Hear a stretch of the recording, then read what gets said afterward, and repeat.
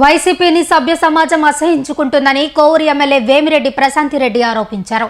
Nellore BJP కార్యాలయంలో ఆమె కూటమి నేతల సమావేశానికి హాజరయ్యారు.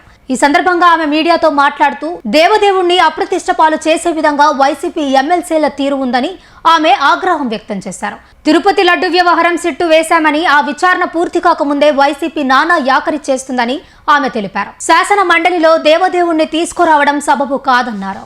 ఒక సంఘటన జరగనే జరగలేదు, ఆల్రెడీ ఒక తప్పు జరిగింది.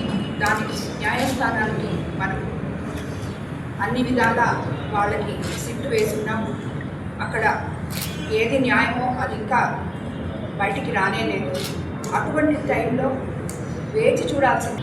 అనవసరంగా బడ్జెట్ సమావేశాల టైంలో మీరు శాసనసభకు రాకుండా వచ్చిన ఒక శాసన మండలిలో బడ్జెట్ గురించి మాట్లాడి దాంట్లో ఏమన్నా మీకు భేదాలు కనిపిస్తే దాని గురించి చర్చించాలి, కానీ అది వదిలేసి ఎన్నో కోట్ల మంది మనోభావాలతో ఉన్న మన వెంకటేశ్వర స్వామిని రాజకీయాల్లోకి లాగి ఇలా భ్రష్టు పట్టించి ఎమ్మెల్సీ ప్రతిపక్ష ఎమ్మెల్సీలు అందరూ కూడా చెప్పులేసుకొని ఆయన ఫోటోని మండలిలోకి తేవడం అనేది నిజంగా సభ్య సమాజం అంతా కూడా ఈరోజు వైఎస్ఆర్సీపీని అసహించుకుంటుంది.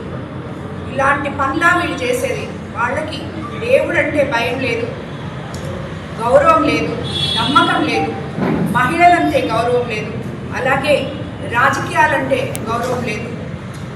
దేని మీద నమ్మకము గౌరవం లేకుండా రాజకీయాలు ఎవరైనా చేస్తున్నారు మన దేశంలో అంటే ఒక్క వైఎస్ఆర్సీపీ పార్టీ వాళ్ళే అని చెప్పి నేను అనుకుంటున్నాను. ఏదైనా ఉంటే సామరస్యంగా మీరు మాట్లాడాలి. ఎక్కడైనా కూడా సమస్యలు ఉంటే తీర్చుకోవాలి. ఎందుకంటే మనం అధికారంలోకి వచ్చిన తర్వాత అస్తవ్యస్తంగా ఉన్న ఈ రాష్ట్ర వ్యవస్థని సరిదిద్దుకుంటూ ముఖ్యమంత్రి చంద్రబాబు నాయుడు గారు, అలాగే ఉప ముఖ్యమంత్రి పవన్ కళ్యాణ్ గారు, అలాగే లోకేష్ బాబు గారు, అలాగే మనకు అందరికీ ఎంతో సపోర్ట్ చేస్తున్న నరేంద్ర మోడీ గారు అందరము కలిసి ఆంధ్ర రాష్ట్రాన్ని భవిష్యత్తు తరాల వాళ్ళకి ఏ రకంగా మనం గొప్పగా అందించాలి అని చెప్పి మనమంతా తాపత్రయపడుతుంటే ప్రతి ఎమ్మెల్యే, ప్రతి ఎంపీ, ప్రతి ఎమ్మెల్సీ, ప్రతి నాయకుడు, ప్రతి కార్యకర్త దీని గురించి పాటుపడుతుంటే అవతల పార్టీలో ఉన్న ప్రతిపక్ష నేతలు, ప్రతి కార్యకర్త, ప్రతి ఎవరు ఏ నాయకుడైనా కానీ ప్రతి ఒక్కరు కూడా దాన్ని ఎలాగా జరగకుండా, అభివృద్ధి జరగకుండా చూడాలి అనే దానికి బాటలు వేస్తూ వాళ్ళు ఉన్నారు. ఎలా అభివృద్ధి చేయాలి అనే దానికి బాటలు వేస్తూ మన ముఖ్యమంత్రి మనం ముందుకు వెళ్తున్నాం. నేను వెంకటేశ్వర స్వామి అంటే నాకు ఎంతో నమ్మకంతోనే తిరుమల అంటే 2 చేతులెత్తి దండం పెట్టుకోవడం తప్పితే మనకి ఇంకేది గుర్తురాదు ఏ భక్తుడికి కూడా. అంత గొప్ప విశ్వాసం ఆ స్వామి అంటే. అటువంటి స్వామిని గురించి ఈరోజు ఇలా మనం మాట్లాడుకోవడము అనేదే నాకు నచ్చని విషయం.